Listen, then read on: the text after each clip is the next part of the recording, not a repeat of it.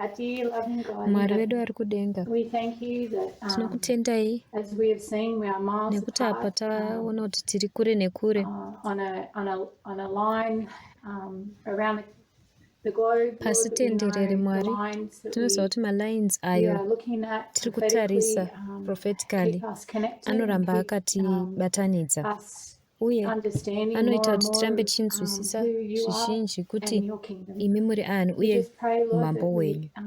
Tinonamata Mwari gathering together that you will bless apo tiri us with kuungana understanding, kuti mutikomborerewo help me with the nekunzwisisa, words to share, tibetserewo and nemazwi the viewers to ekusheya view. And we thank you uye for all these vari things kunzwa kuti in your name, vanzwe. Jesus. Tokutendai nezvese Amen. izvi muzita renyu Okay, so we're going to have a Jesu, look at amen. part 2 of Gamergate Taakutarisa today. part 2 But yeGamergate first of all, muzuva we'll just do a ranhasi, little asi recap. chekutanga chatanga tangoita So recap. on the line of 144,000, Paline we know that Sunday Law 144,000 is just toziva before kuti us. Sunday Law ndo And we're able yatatarisana to nayo. recognise this Sunday Tinogona Law because kuiongorora nekuiziva Sunday we've Law got a iyi memory of it. We've nekuti seen it somewhere tine before. ndangariro And nekuti that's takamboiona the kumashure 2014. kuna 2014. I like what Elder Tess said. God Ndinofarira gave us a zvakataurwa box. naElder Tess kuti vakati Mwari And vakatipa there was many box. significant Maiva events that events was within akawanda that box. But the anga one that ari we pulled significant out and want to have a mubox umu, look at asi nhasi yatadhonza is nekubudisa imomo Gamergate. yatoda So I'm just kutarisa going to ndiyo put the board. Gamergate. Saka ndoda kungotenderedza board.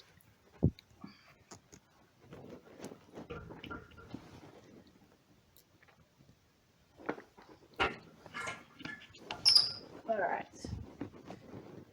So last time we looked at Gamergate, Patakapedzisira kutarisa we Gamergate takatarisa looked at the victims mavictims of Gamergate. And we looked eGamergate, at the abusers of tikazotarisa Gamergate. We maabusers also had veGamergate. an overview Zvakare takaita of all the social overview media that was yemasocial used media ese akashandiswa through this harassment paharassment campaign iyi. So we were looking at Twitter, Tiri which we kutarisa know Twitter yatinoziva kuti had this yaiva hashtag on it, nehashtag and this iyi pairi. hashtag Pahashtag iyi became a very important ndo tool yakazova in this tu whole yaiva campaign. important mucampaign And I yese call it a iyi. campaign, but Ndinongoiti actually campaign it's more zvangu than the asi movement. I'll call it more of a movement that inotongonzi happened. movement So this yakaitika. actually really Saka connected izvi zvakabatanidza people in vanhu a way that nenzira. I think it was within 1 month. A million Mumwedzi people umwe in 1 chete month vanhu had million access, mumwedzi umwe chete vaiva neaccess vakabva vaita retweet this through Twitter, and that's how fast and hashtag, the power of a hashtag, how kasika quick it kuno can go through. nesimba rine So we looked hashtag at kuti rinofamba zvinokasika Reddit, we saizvozvo. looked at the Takatarisa people on Reddit, Reddit. tikatarisa vanhu vari It's quite paReddit. atheistic. Iri YouTube, atheistic we know 14 zvakadaro. and 8chan, how they're YouTube quite tinoiziva 4chan ne8chan. anonymous. Takaona kuti ine vanhu vasingadi kuzivikanwa There's a lot that vaiva. they can say and do Pane without zvakawanda munhu zvaanogona anyone really kutaura knowing who it is. nekuita We asingazivikanwi kuti ndiani. saw doxing. What Takaona that kuti is, that's doxing taking chi your personal kutora information yemunhu taking iri it personal offline and then spreading it. vobva vaiisa So taking it from offline and spreading it online and then spreading it out to people. vobva vaiisa Taking kuvanhu where they live, their phone vanotora numbers, kunogara vanhu mafoni very namba personal avo information, and it was information iri getting spread personal out, and they use vobva that vaispreda to abuse these people. voishandisa kuabusa vanhu ava. We looked at SJWs. Takatarisa ma-SJWs, ma-social justice warrior. And we read what an SJW was. Takaverenga from, kubva pawikipedia kuti ma-SJW takaona kuti yakatanga ichishandiswa iri positive term, asi nekuda kweGamergate yachinja nekuti vanhu ava pavanochallenjwa nemunhu achiti behavior yenyu yakadai vanobva vashandisa SJW sechituko, saka yaakuonekwa seiri negative. Takaona gaming industry kuti ine mari inokwana kuita 300 billion seindustry. Iyi yakakura kupfuura movie industry, mamovie nemavideo world. Takaona kuti ine 3.24 billion vanhu vanotamba pasi tenderere, saka iindustry yakakura chaizvo.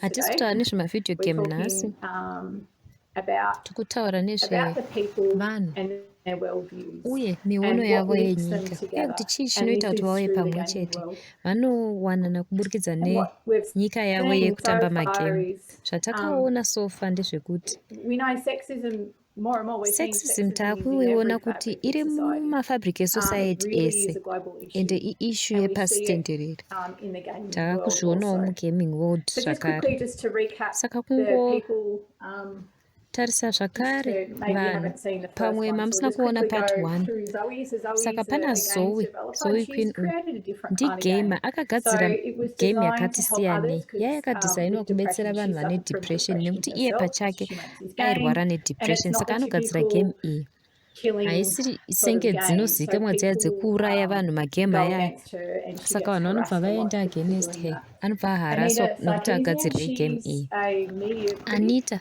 anotevera and uyu she's a founder imedia of critic Feminist ndifounder Frequency, weinonzi it's feminist called. frequency. She actually makes a whole lot of YouTube Anogadzira videos mavhidhiyo akawanda challenging epayoutube the sexism achichallenja in the video sexism industry, irimo muvidhio the characters industry, that are played, macharacters anenge arimo and how she challenges that. But she does achichallenja it in a kuti very, very anozviita amazing nenzira way that she does it. yakanaka chaizvo. Brianna Wu, Kozoita Brianna Wu she's also a games developer. atoriwo munhu So- anogadzira magame wechidzimai. I'm just going to jump over to talk about how it started really, really, Tichangodzokera really kuti quickly. zvakatanga sei nekukasika. We saw, so we'll just quickly work through down these as well so Tichangotaurawo we can make the neava connections. kuti So tiite Aaron maconnections. Joney, Saka pana he's a Aaron 24-year-old Joney games developer as ndiye well. 24-year-old And he game wrote a post, developer he called it the Zoe murume post. akanyora And it was a very post yaakati one-sided, Zoe post yanga iri script one-sided Aaron's and Zoe's achitaura relationship. nezverelationship yake And naZoe nekuti the story goes that vakambodanana. she'd slept with somebody, Anoti Zoe uyu a anga arara journalist, nemumwe munhu so anga ari she could journalist receive good kuti reviews of her game, journalist uyu Depression Quest. agozorevhiewa game yake All Depression these were found Quest. to be false, Izvesi they're zvakawanikwa not zvisi true, zviri manyepo but that didn't stop asi hazvina people from kumisa believing vanhu it. kuti varambe And he vachibhilivha knew where to zvazvanyorwa post it, so izvi. he posted it on Saka 4chan, akabva azviposta and he used zvakare WordPress as pa4chan well. akashandisa So, zvakare and WordPress he put it purposely on 4chan akazviisa because when she first achitoziva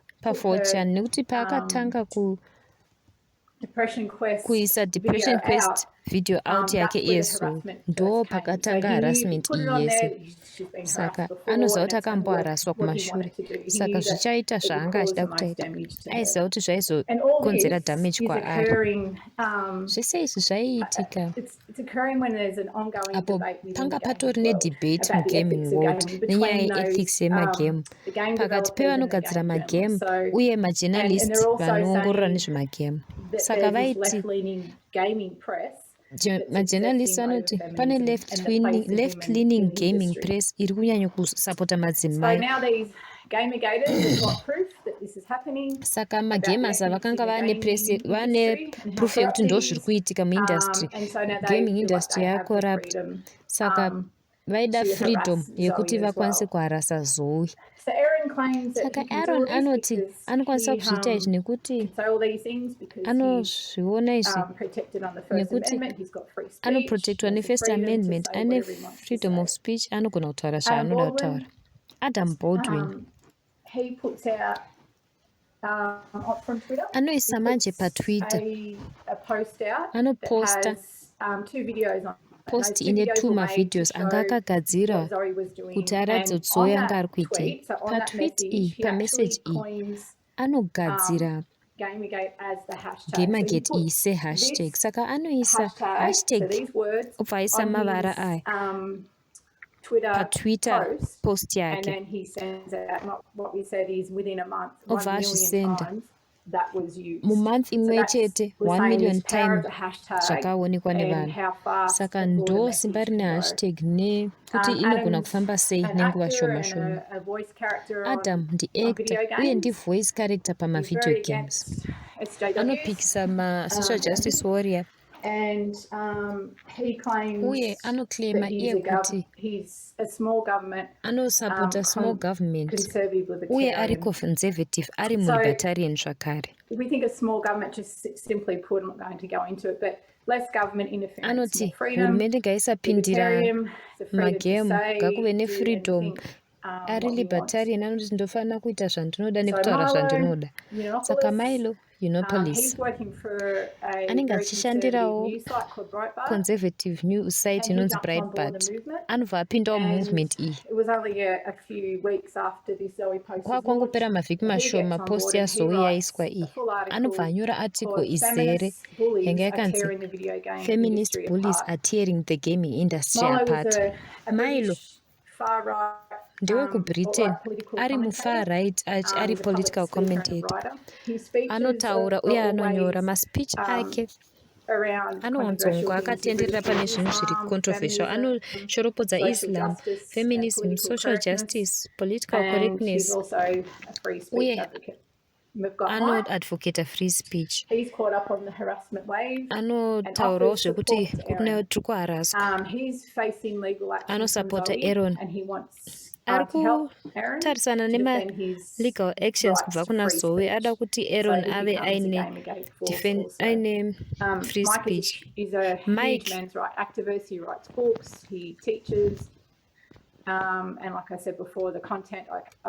Mike ndiye legal advocate ataurwa nezvake.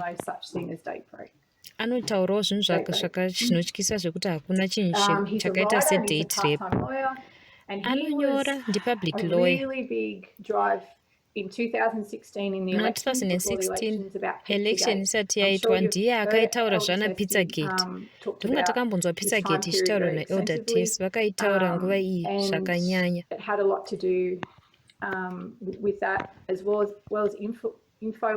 Akashandawo naAlex Jones weInfowars aiita maconspiracy theories. Saka kune vanhu vese vanenge vachipusha against Hillary Clinton vaakashanda navo. Anotaurawo kuti ndiri we-free speech, ndinoadvocata free speech. Pane chinhu chimwe chete pandinoverenga mapost ese aine maarticles aya, even muupenyu hwangu maexperience angu pamwe munogona kunge makamboexperiencewo chinhu chakada kudaro, ndinonzwa kana kuti ndinoona maabuse pavanochallenjwa. Vanoabhusa pavanochallenjwa vanobva vapidigura narrative iyi, vobva vataura kuti ndivo vari mavictims vechokwadi. Saka Aaron anenge ari murelationship isiri kushanda, aifanira kungobuda obva asiyana nazvo, asi haadaro. Anobva apidigura nyaya obva azviti ndiye victim, obva aposta Zoe post, obva aclaima kuti ndiye ari kuabhuswa, obva aclaima kuti ane right yeFirst Amendment yake yaari kutorerwa, nekuti Zoe ari kutaura kuti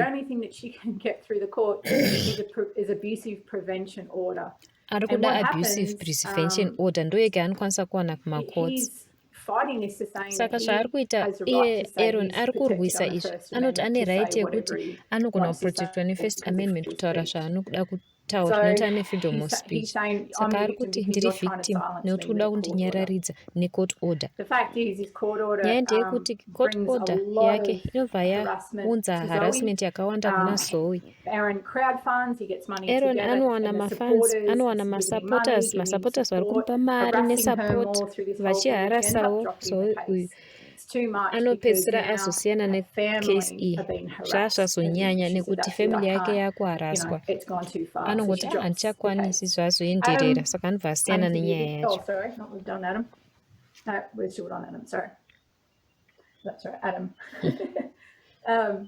So he claims a victim because a big government is set up to control his freedoms. Adam anoti his responses, big government iriko kuda kucontrola mavictims aya. Ma-SJW pavanovachallenja vanobva vanzwa kunge vari kuitirwa ruvengo. Saka Milo anonyora article rake remaarticle feminist bullies. Asi ukanyatsokutarisisa paweb browser pane address pawebsite, ukanyatsotarisa muweb browser inoti vane manyepo, vanokara, vari promiscuous, mafeminist bullies ndo vari kuataka gaming industry vachiibvarura. Anoti ukanyanya kutarisa manje zvegaming industry ndopaunotanga kusympathiza nevarume vari frustrated avo, nekuti mafeminist vari psychopathic American tech bloggers vari are kusapotwa ne terrorizing the entire vari political community, lying, correct, bullying, and vari manipulating their way kuterroriza around the gaming internet for industry. profit and attention. The whole article, when you read it, it's very driven from an anti-feminist, Article rese rakatenderera anti-SJW nezvema perspective, and anti-feminism. he's pretty much wraps it all up to say it's her fault, it's Zoe's fault. Anobva azvipidikura achiti imhosva yaZoe. So that's his Saka ndo Mike he's really upset that anobva atsamwa nesocial justice warrior vari kupindira ava neculture yake, and he's fighting back. anobva atanga kurwisawo helping achibetsera Aaron kuti akwanisewo kurwisanawo nyaya yake mumakoto iyi nekuti ane right ye-First Amendment. Takatarisa media tikaona kuti muna 2014 mainstream media haina kunyanya kukavha nyaya iyi. Vakangotarisa mativi maviri eargument iyi.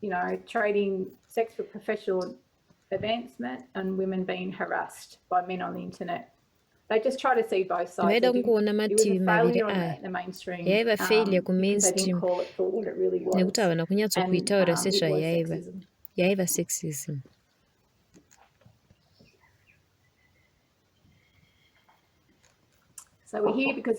Saka tiri pano nekuti toda kunzwisisa prophetically kuti zvese izvi zvii. Saka zvandogona kuita ndogona kutenderedza board. Ndo revision yekuti Gamergate yakatanga sei uye kuti yakananga kupi. Zvatakuda kuita ndezvekutangira pa2014 toenda pa2016. Board rangu ridiki saka ndichangonyora. I hope you can see that. We did just talk about the mainstream media not taking tataura zvemainstream media isinganyatsi kutaura kuti chii chachiri kuitika muna 2014. Asi muna 2016 ve-The Guardian vanonyora article yearticle yakareba zvikuru. Handidi kuverenga article racho rese zvinozorebesa neinformation yakawanda, asi ndakangotaura mapoints mashoma ndakamatora kubva muarticle iroro. Saka inopostwa Trump aelectwa vachiti vari kuona Gamergate ya2014 nemaziso matsva. Saka ndichangoverenga zvishoma kubva imomo. The word sink in. I'm just going to have a drink of water. So it's December 2016. Saka December 2016 musoro nyaya unonzi zvataifanira kudzidziswa neGamergate pamusoro peve-outright. Zvinonzwisisika kuti nyika yakanga isina basa zvakanyanya neGamergate. Hashtag ya2014 yaikampenwa iya yakawanikwa ichiprotesta nezve maethical values akanga aonekwa mumagame nemujournalism. Kunyange vazhinji vakanga vakarerekera kumovement iyi vakaramba kuti kwakuine harassment movement iyoyo. Takazoona maside effects emadzimai aiva muindustry iyi vakanga vakurarama vachitya. Ivo vachizvidhifenda vakabva vavanyararidza vachiramba zveonline abuse. Madzimai aya vakadzikisirwa zvakanyanya pakava nekuchinja kwaiva systematic. Izvi zvaakunzwisisika here? Zvinotirangaridza chimwe chinhu here?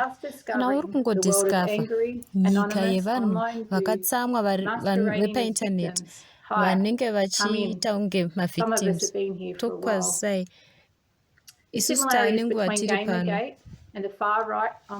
Gamergate neve-far-right ve-outright vakakura, havazi coincidence.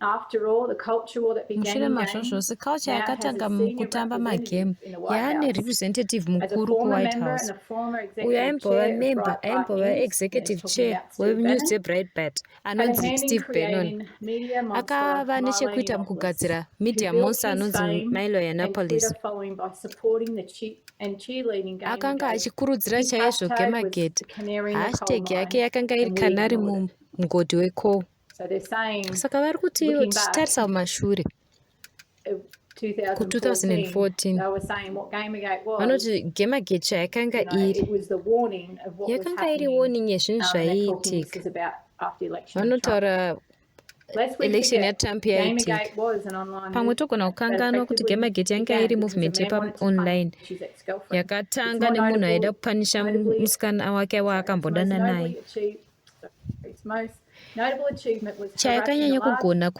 kushungurudza progressive maprogressive figures, mostly figures women, to the point where they felt vakanyanyanyanya unsafe or madzimai considering leaving. vamwe vaida kutozozviuraya vamwe vaiti taakusiyana nazvo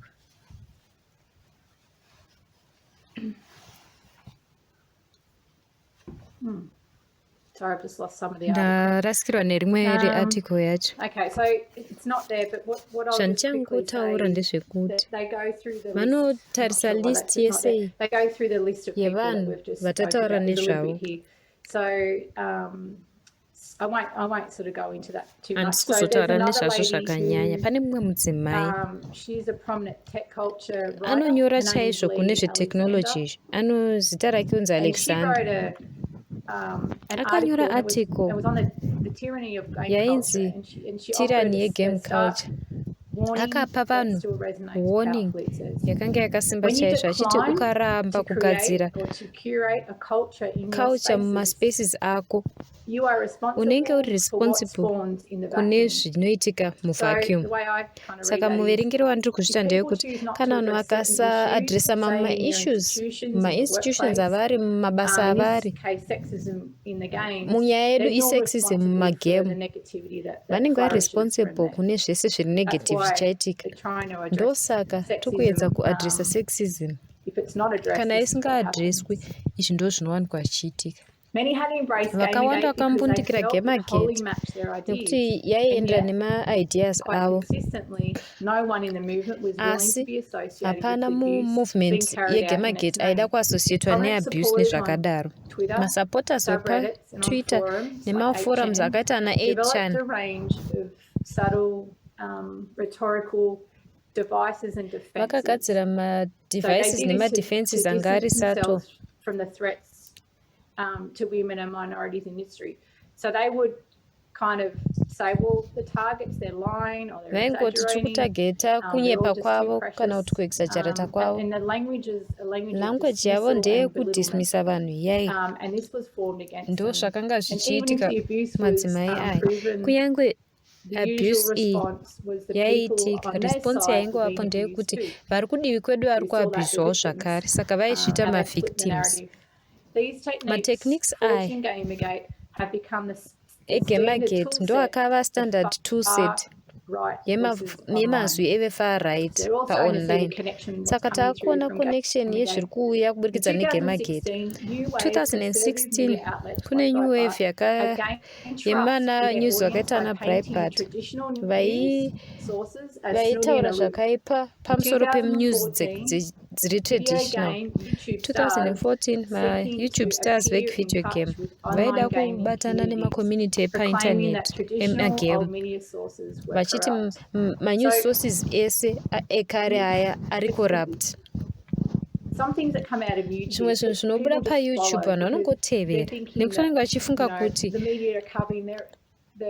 media iri kutaura zvimwe zvinhu yese iri corrupt saka vanoenda kune vanhu vasina kana ruzivo kana dzidzo panyaya dzemedia vanongozvipromota vanhu vanotovateerera nekuti zvinowirirana nemaideas avo zvese zvavanotaura ezvinoizvi zvakakosha zvatiri kutaura ezvinoizvi zvakakosha zvakava neprecedence 2 years ago saka vari kuti muna 2016 zvinhu zviri kuitika nhasi zvakatangira kuna 2014 saka ezvinoizvi vava kutanga kuona connection iyoyo.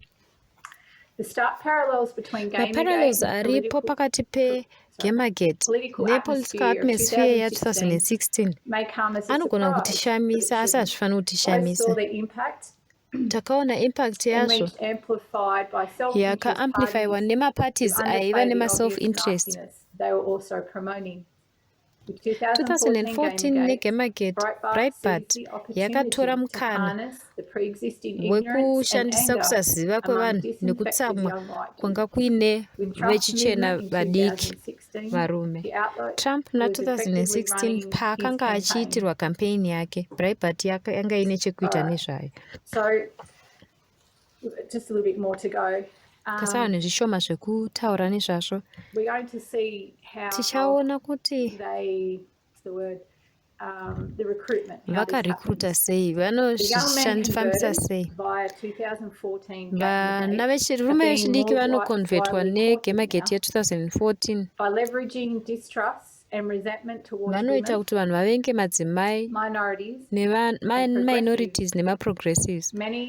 Vazhinji vemaprominent voice characters saMike Chinovich, Adam Baldwin naMilo Yiannopoulos sezvatamboona vanowana influence kuchaos yeizvi. Zvakapa Gamergate new sense yedirection. Vachigeneraliza rhetoric yakanga yahondo huru pakati pemasocial justice warriors nevanhu vemazuva ese vangori vanhu njesesu. Magame ndo akanga ari tip yeIceberg. Maprogressive values ndo yakanga iri argument yacho. Zvaidistraction zvese. Vakaona culture yavaiti ndeyavo ichitorwa kubva kwavari. Mupfungwa yavo vakaona equality senge yakanga iri threat. Saka vakaona equality yegender iri threat kwavari. Kwenguva refu hatina kutora macharacters aya zviri serious. Zvakubva kune New York article. Breitbart, Milo Yiannopoulos muopportunist ari desperate. Hatinombopredict kusumuka kwake achizokurumbira.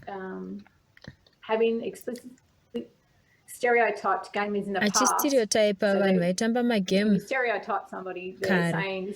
Kana uchistereotypa vanhu unochiti izvi ndo zvandaifunga kuti vanotamba magame ndo zvavari. Anoti ndiri disgrace journalist. Anoti ndiri entrepreneur.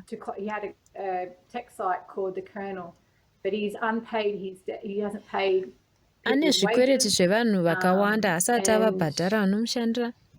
Havatozivi kuti vachabhadharwa here.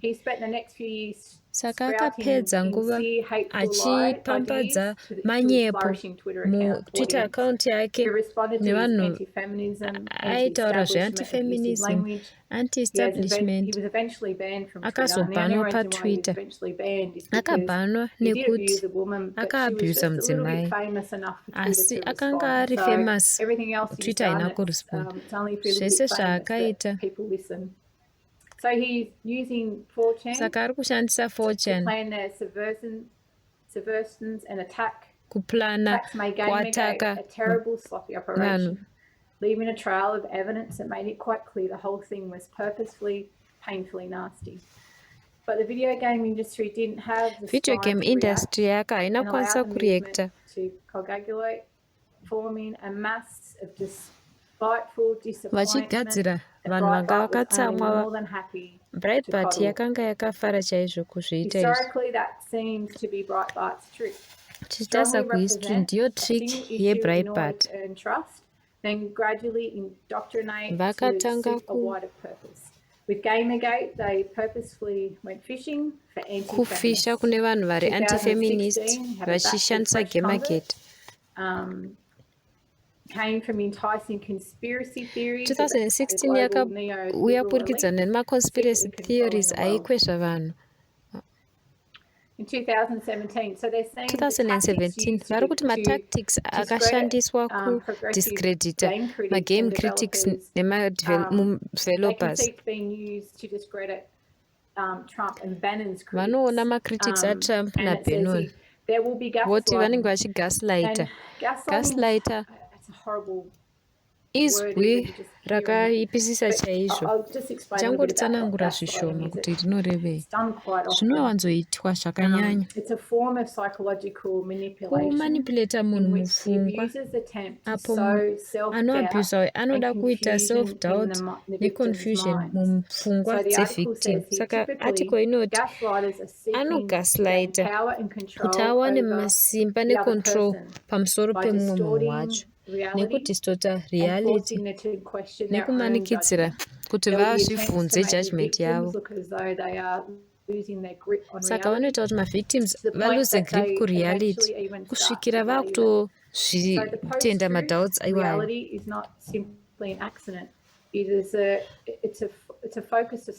Saka vanotozviita nemaone.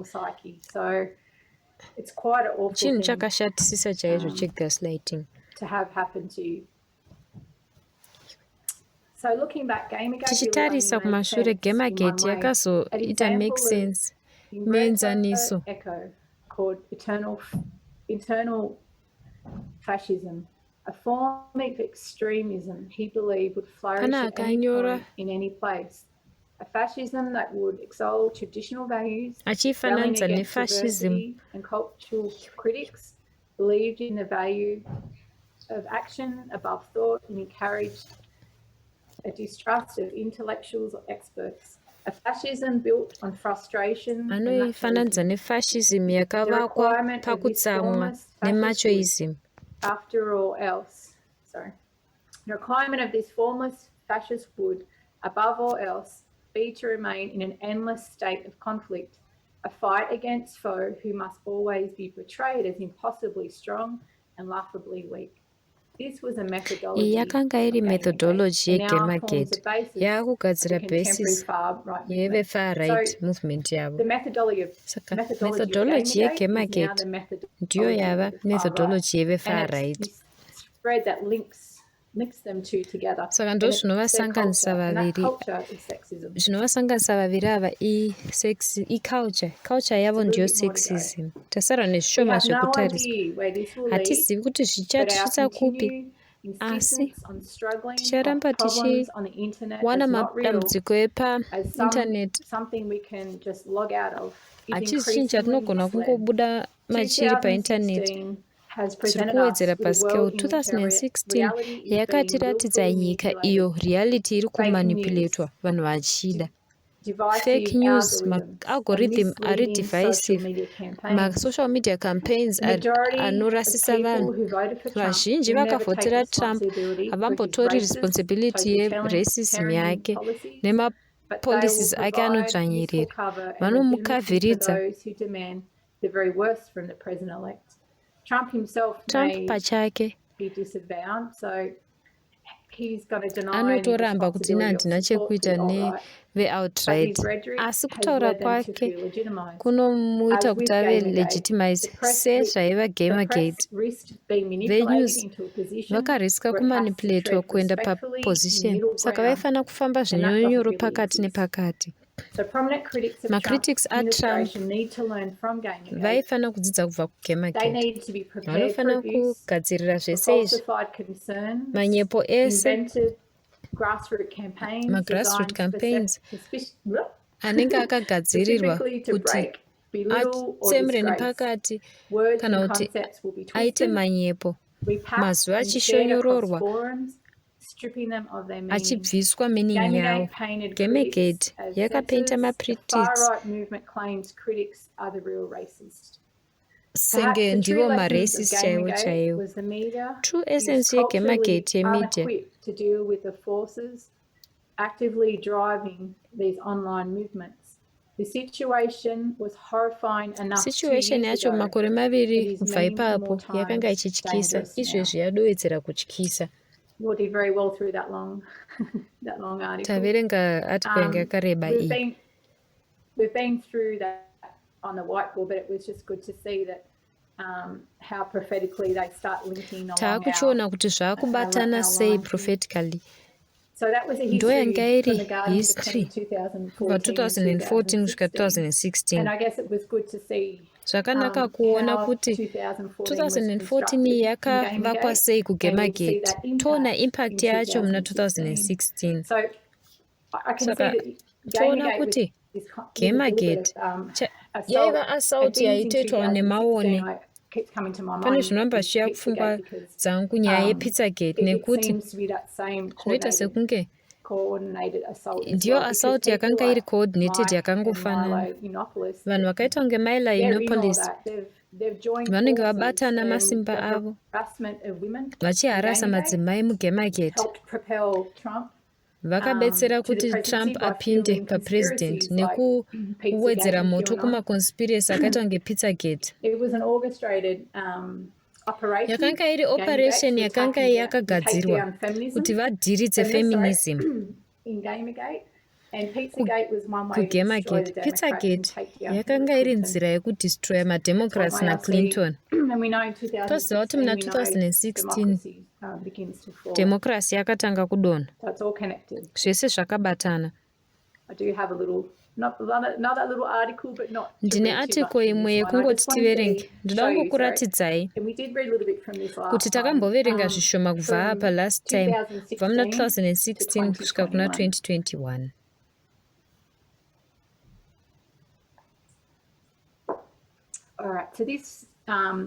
Article iyi ipfupi ndeye kubva kuVox inotaura January the 7th, 2021. January 1st, 2021. We're looking at this history Takutarisa history yanongedzerwa iyi. Harassment nemasajoni zvakanga zviri matambudziko mucommunity yedu kwemakore. Tasvika apo kuvenga madzimai zvakanga zvauya painternet kwemakore. Journalist uyo anospecialize magame communities akadescribe Gamergate kuti iri organic uye ndeye makore nemakore ekucampaign kwema-whites vanosapota Trump vanoda kurikruta kubva painternet. Chimwe cheGamergate ndechekuti waiva nevanhu vepainternet apa vanenge vachiparidzira mumagrupu evarume vakatsamwa. Asi anoti Gamergate chayakanga inacho yakanga iri strategy yakarongwa zvakanaka. Vakazvigadzira kuita political movement.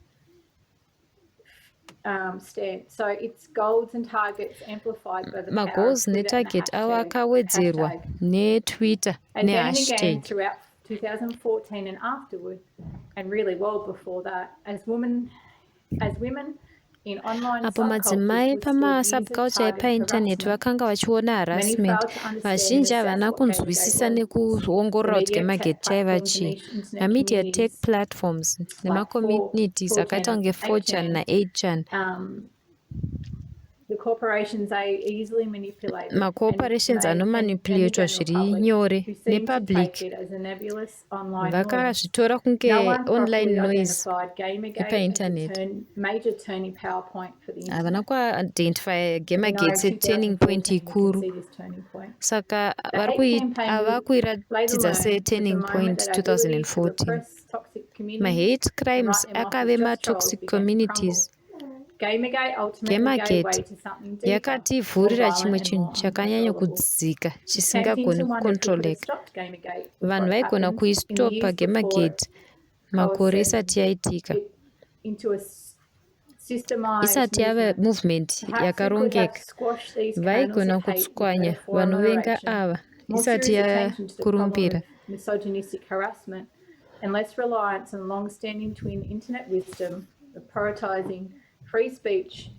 Ivo vanokukurudzira free speech vachitsvanyirira vamwe.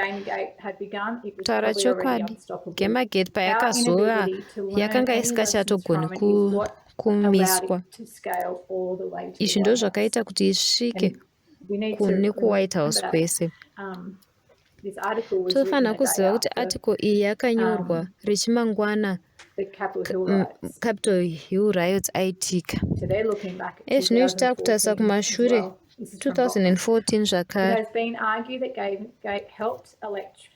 Donald izvi Trump zvakabatsira as US president kusarudza in Donald Trump 2016, sapresident muna 2016 zvakagadzira ma-right wing movements. So a writer called Elise Rosenberg called Munyori Trump uyu the Gamergate of akadaidza Republican Trump politics. achiti Gamergate And that was from the ye-Republican Washington Post. politics zvakanga zviri muWashington Post. So Trump's strategic Stephen Saka Bannon remarked that uyo through westrategy Milo Steve Yiannopoulos, Bannon who rose to fame aikurudzira during the Trump controversy akashandisa as a tech Milo journalist for Yiannopoulos Breitbart, setech he had journalist created a kuBreitbart generation that came in achinyorera through generation Gamergate yaiuya and then got turned onto kuburikidza politics and neGamergate Trump. So they're all seeing a zvikazoiswa connection. mupolitics zvikazobatana naTrump. Just a little bit more. Zvese In the zvakabatana. wake of the storming of the US Capitol on January the 6th Kuataka by Trump kwakaitwa supporters, US Capitol muna bystanders on social media had plenty to say January about the 6 root cause vanoti Gamergate ndo yakanga iri honzero that may have kumaTrump led to this supporters. flashpoint. Izvi zvakatisvitsa So papoint somebody iyoyi. shared a Pane munhu Twitter akashare Twitter post and Shana Moon. anonzi Shana Moon, a trans media reporter. media Shana reporter, says on her anotaura paTwitter account she yake posted, achiti and she stated on the January the 6th, January the 6 day it happened, pazvakaitika at the US storming of the US Capitol. Capitol yeku Seeing US some people payakata say this in private to protect themselves, I'll say it out loud. There is a direct line. anoti ndozvitaura pachena pane line riri direct kubva kuGamergate industry nekutadza kwemedia kuadresa Gamergate zvichinobatana neve-outright. And also another Leona anoti Gamergate MRA, so ma-MRA ma-men's rights activists, Trump, ma-Proud Boys nevamwe vakadaro vese vakanga vari makanari mucoal mine. Hapana akambo-pay attention kwavari, vakatiti tese tai-exaggerate. Saka kanari yemucoal mine iyi vari kuti ndiyo 2014 Gamergate ndo yakanga iri warning, hapana akateerera.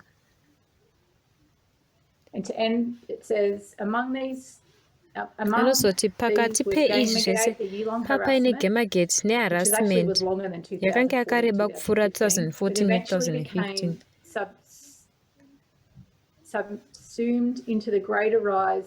yakazove kukura kweoutright kubva kuGamergate kuuya kuoutright movement painternet. Mathreads akawanda akaposta kuti watershed movement iyi yakanga ndiyo yakava honzero yezvinhu zvese zvatakaona zvaitika vhiki rino izvi. Ndichabvunza mubvunzo kuti ndimbowana break kubva pakutaura. Kana ari kuonawo here kuti zvinhu zvese zvatataura zvine chekuita nechikristu? Taura henyu kana kuposta muchat. Zvese zvatatarisa zveGamergate izvi zvine chekuita nechitendero here? Hongu kana kwete?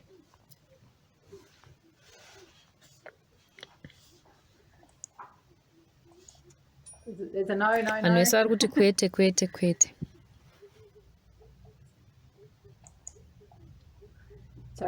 Satoziva kuti hazvina chekuita nechikristu. Vari kutaura nezvevarume vechidiki vari pamavideo game. Ifaction yakada kufanana neyeve-right wing vaya vakataura. Tichawanawo zvakare pamaforums paReddit nemaforums ema-men's rights. Elder Tess vangu vari kutidzidzisa zvese izvi. Takaona kuti 80% yevanhu ava vari paReddit nemaforums aya vazhinji vavo vari atheistics, 90% malibertarians. Saka Gamergate yakanga isiri protestant, yakanga isiri yechikristu, yakanga iri atheistic. Saka muna 2016 Gamergate yakava fruit yacho, but yakatangira kuna 2014. Saka tikazotarisa January 6 insurrection yakanga isiri revolution yemakristu.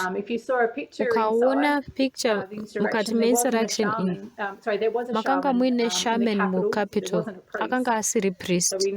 Saka toziva kuti zvakanga zviri atheistic mazviri. So it's the same type of saka It's icommunity far yakangofanana right, yeve-far right, it's neo-right, militant groups. mamilitant groups. And we can draw some distinctions Tinogona between this kudrowa right-wing madistinction they feel are pama-right wing underlining group akasiyana-siyana. ethos. It seems that their freedom over Maethos equality and avo the feeling atinoona that their kuti ndeye freedom freedom over is under equality. threat. Vanofila kuti equality ithreat iri kuthreatena mafreedom avo. So what I want to do is chandakuda just kuita draw what we've read on the kudrowa board. zvataverenga paboard.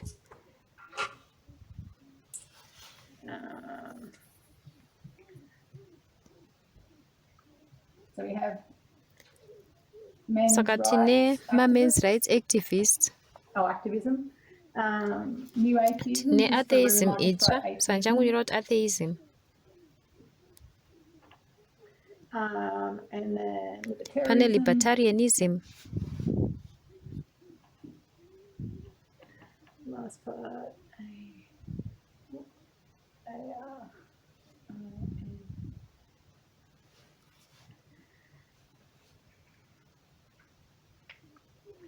So we know on these Tinoziva kuti pamaforum aya and the people's most of these people nevanhu vazhinji ava miono yavo yenyika inobatanidzwa. Sorry. So what I want to see chandoda kuti tione ndechekuti 2014 ndo kutanga kweharassment iyi.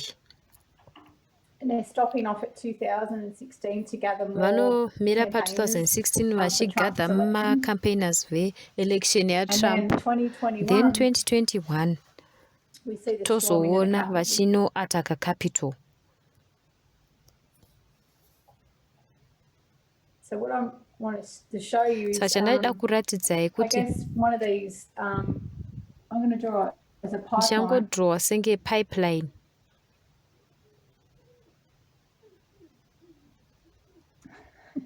Interesting drawing.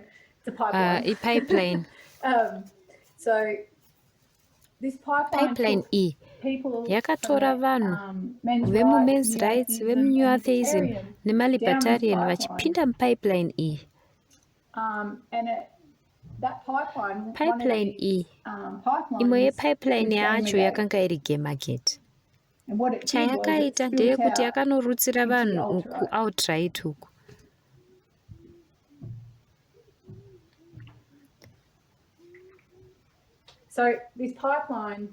Pipeline iyi yakanga yakawanda varume vachirecruita munzira nekuda worldview yavo iri misogynistic. Zvakavasvitsa kwese kuzosvika kuoutright. Zviri interesting kunzi storming yeCapitol. Storm yakanga iri kutanga. Unoona storm ichitanga kubva 2014 madzimai aya maminority vari kuti zvindo zviri kuitika. Zviri kuitika nenyaya yesexist society yatinorarama mairi. Hapana ari kuteerera kuti vari kuti chii. Storm iri kutotanga ende iri kunanga ku2016 kuelection yaTrump. Zvese zviri kuinvolvwa muelection iyi. Apo ichiramba ichiwedzera, iri kuramba ichikura. Inosvika kuCapitol. Toona pipeline iyi. Kwangu nevanhu vaisvika 2,500 vakapinda muWhite House. Papaine violence yanga iri intensive. Toziva imwe yemapipelines iyi. Pfungwa dzeve-outright vachifunga nezveGamergate. Tichangotarisa nekukasika izvezvi.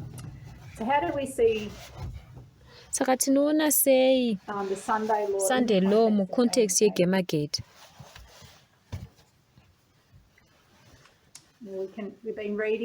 Tati kuverenga nekudzidza kuti tiri muhondo culture war. Tine varume vadiki vari kuti culture yavo iri kuthreatena. Havasi vechikuru mareligious ministers, varume vechidiki vari kuti musakanganisa culture yenu, musachinja culture yenu. Toona culture iyoyo varume ava vari kurwira culture iyi iri misogynistic, iri patriarchal. And, Tessa's teaching us that kudzidzisa kuti kuitwa naelder Tess kutidzidzisa kuti maculture wars aya anodzika kupfuura politics, anodzika kupfuura Christianity, anodzika kupfuura religion. Hazvina basa kuti unopinda munyika ipi kana religion ipi, country ipi isina chitendero. Atheism, mythicism iriko kwese nekuti yakadzika muculture yevanhu. Kana tichiona zvizhinji kuti Sunday law haisi Sabbath Sunday issue kwete, tinoziva kuti nyaya yeSabbath Sunday law ndeye gender.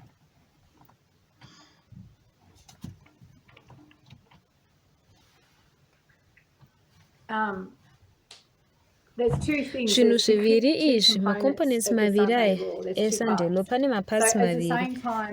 Pasame time ipapo gender iri test. Zviri kuitika mucontext yedemocracy iri kudonha. Zvakabatana asi zviri separate zvakare. Saka tikuona 2016 apo tiine kudonha kwedemocracy.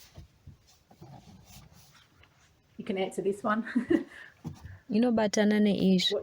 Chii chatinoona chichisumuka? Patinoona democracy chidonha, chii chinotanga kusumuka? Nationalism. And then when nationalism,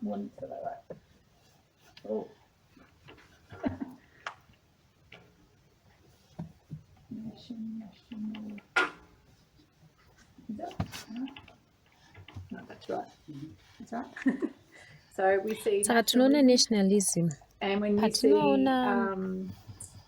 when democracy chidonha, tinoona nationalism chisumuka. And then patinoona nationalism chisumuka, tinoona fascism chisumuka. Tikaona fascism chisumuka, tinobva taona racism ichisumuka.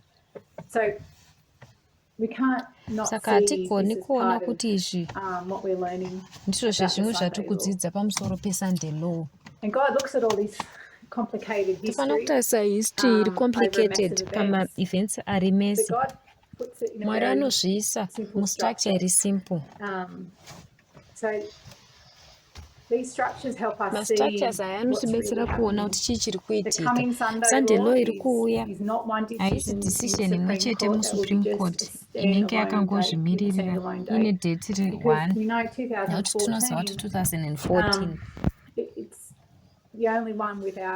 ndiyo yega isina date rimwe chete. Saka kana tisingazosungunuswi neglobal Sunday law iyi tinofana kufamiliariza nema-events ese akaitika muna 2014. 2014 iri complicated, iri complex, asi Mwari anotipa ma-instruction ari simple kutiratidza zvatinonida kuona muhistory iri complicated.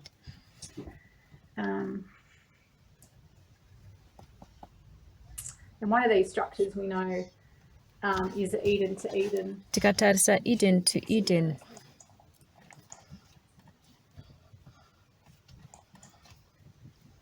So there's three things. Pane zvinhu zvitatu zvatinoziva. Kune gender, kune worship, and race. Kozoita race. And then the chiasm. Toziva kuti pane chiasm, race, worship, oh, I ran out of room. Kozoita gender.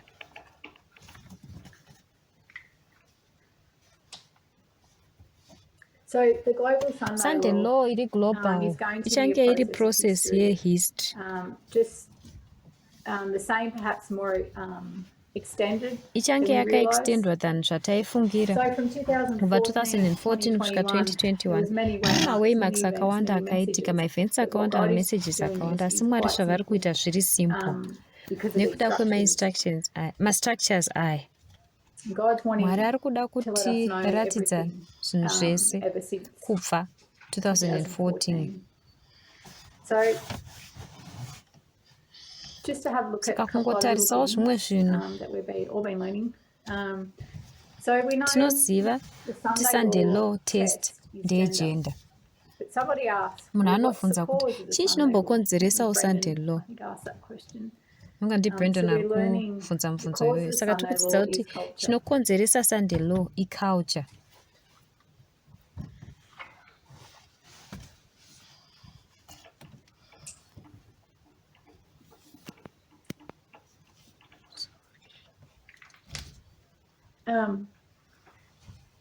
I'm not claim to know really about Handiclaimi culture, kuti ndoziva zvese nezveculture, asi ndoziva kuti istrong part yeupenyu hwevanhu vakawanda. Inoinfluensa mavalues avo, maideas avo, mabehaviors avo. Inovaka nzira yavanoacta, inoita difference mukuona kwatinozviita nekuona kwatinoita vamwe vanhu. Zvatinotarisa kuti zviri right nezviri wrong ndizvo society ichiinfluensa machoices edu. Machoices edu anoinfluensawo vamwe. Ndo zvatinoona zvichishepa society yedu. Vhiki rapera elder test vakataura culture vachiti ndezvinhu zvakakukoshera iwewe. Vakazvitaura kuti ndezvinhu zvakakukoshera, zvinhu zvavanotarisa vanhu vachiti izvi ndo zvakakosha, ndo culture, zvinhu zvakakoshera munhu. Ndichadhirowa munhu. Uyu munhu. Vanhu vazhinji vanozvarwa vachipinda mune culture. Vanoexposwa, voinfluenswa nenyika yakavatenderedza. Asi tikaona culture nenzira yakafanana, tikashandisa worldview yedu, culture inogona kunge iri worldview yako, kuona kwaunoita nyika yakakutenderedza.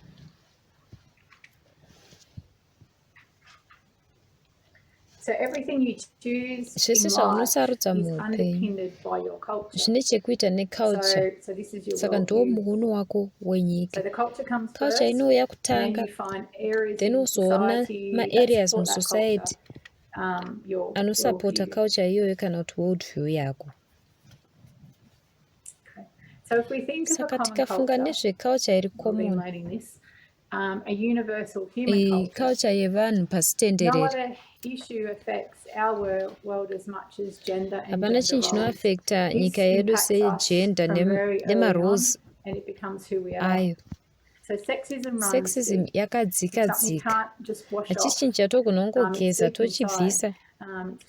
Chakadzika musociety, chinhu chinobata pasi tenderere. Nyika dzese, maisland ese, macontinent ese, mareligion ese, atheism, mapolitical corporation, makampani, science, masports, education, matechnology mudzimba dzedu uye mukati medu isusu pachedu takaafektwa nesexism. Zvakanaka kuti tingoziva kuti seiko muine sexism yakawandisa munyika umu. Tinowanzodzokera kuline redu tikatarisa structure iyi yeEden to Eden yatakapiwa naMwari. Culture yevanhu yakaimpactwa kubva pekutanga chaipo nesexism. Ishu yegender kubva pekutanga chaipo kweexperience yevanhu patakafamba munguva zvakaafekta mafabric esociety ese. Ndo mhaka kwekupedzisira kwenguva uko takufana kunzwisisa nekudzidzinura 6000 years dzesexism. Zvakadzika uye zvinorwadza, asi sexism ndo zviri kutidzosera mumashure kubva kuti tisabatana pamwe chete uye kuti tisaswedera pahumambo hwaMwari. Tatarisa Gamergate taona kuti ihondo, iculture war. Muculture war une masides maviri anenge achipikisana, une mafaction maviri anenge achipikisana, une maminorities, madzimai vari pati yegaming war. kuti izvi zviexiste. Unoona sexism mumagames inofana kuchinja. Kune rimwe rutivi une varume kazhinji vasingadi kuti zvinhu zvichinje. Vanofarira magames aine macharacters ari kuportraywa mumagames aya. Vanofarira kuti madzimai vange vaine maroles avo uye zvinoita magamers kumadzimai aya. Kune madzimaiwo zvakare vanongodawo kutambawo magemu. Varume vanobva vanzwa vachithreatenwa nazvo, vonzwa kuti vane right yekuvaharasa nekuvanyararidza.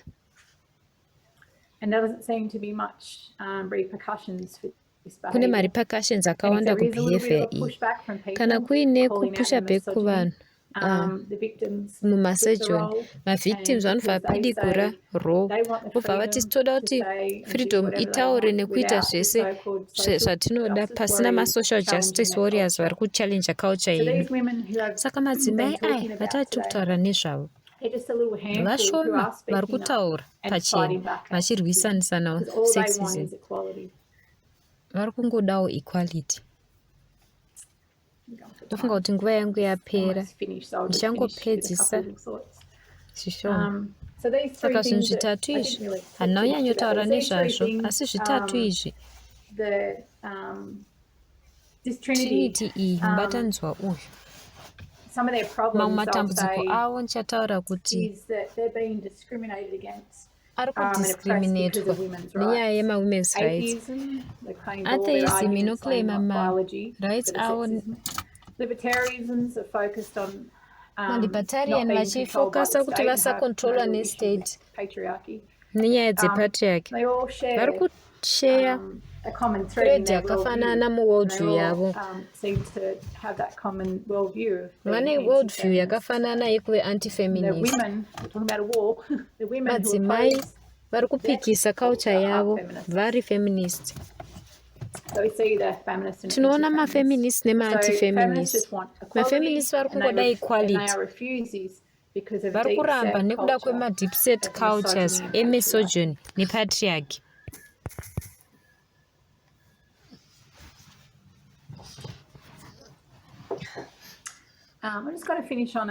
Tichangopedzisa nequote yakashewa naElder Tess. A bit of context, she did say there were some things that she didn't agree with in one ways, but it's just a little bit more of an understanding on culture wars. Chekuita nema-culture wars. So I'll just touch on this to end. Ndichangobata izvi kuti tipedzise. Kune zvizhinji zvekudzidza nezveculture war. Kunzwa zvakanyawanda nekunzwisisa. James Hunter akanyora bhuku yainzi Culture Wars, nestruggle yekukontrola mhuri, education nepolitics dzemaamerica.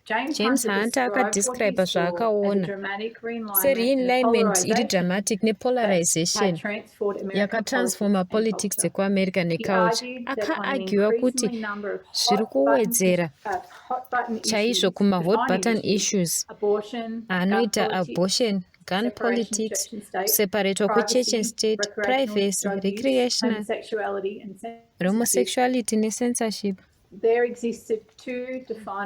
Kune ma-polarities 2 anodefine. Tichienderera mberi, kune ma-issues ari divisive akapatsanura society pama-issues iwayo kuti kuve nemagurupu maviri ari kurwisanisana.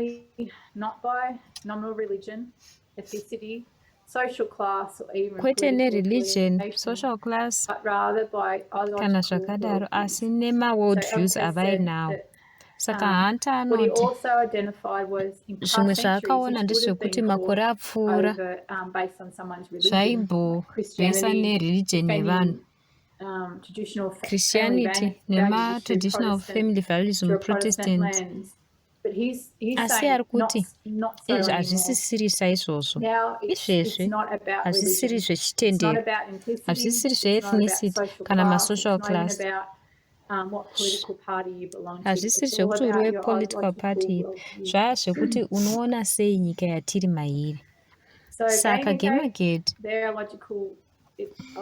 logical worldview yavo yakanga under threat. Threat yacho yakanga iri chii? Chaithreatena culture yavo aiva madzimai, gender nemagender roles. Vanhu vari mumaculture wars aya vachida kuchengetedza culture yavo ndo pazvinozoita hondo.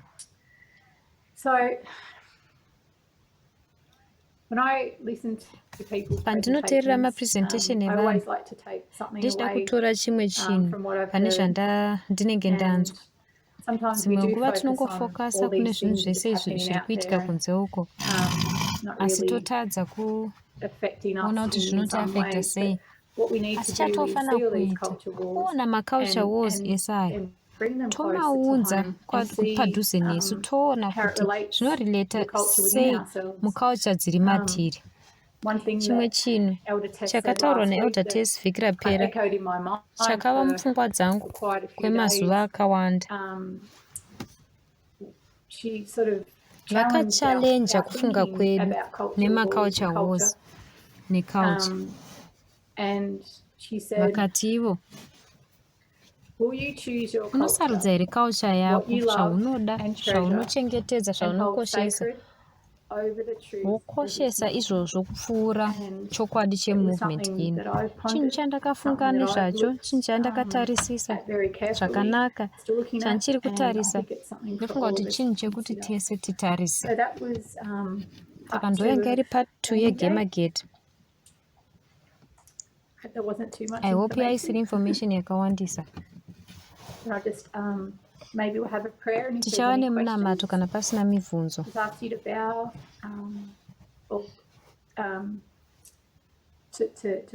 Tichavharira nemunamato. Mwari vari kudenga, tibetserei titarise zvinhu zviri careful, ticonsider zvinhu zvatinofunga nezvatinoita muupenyu hwedu nemuono wedu wenyika. Misogyn iriko, sexism iriko, yatakakudzwa tiri mairi, uye kuti tinofanira kusiyana nazvo. Tonamata kuti tigodzidza zvakawanda, tiswedere pedo nepedo, apo tichisiyana nezvinhu izvi, tichizoswedera pedo neumambo hwenyu. Tokutendai nezvikomborero zvedu zvese nemhuri yedu yechechi.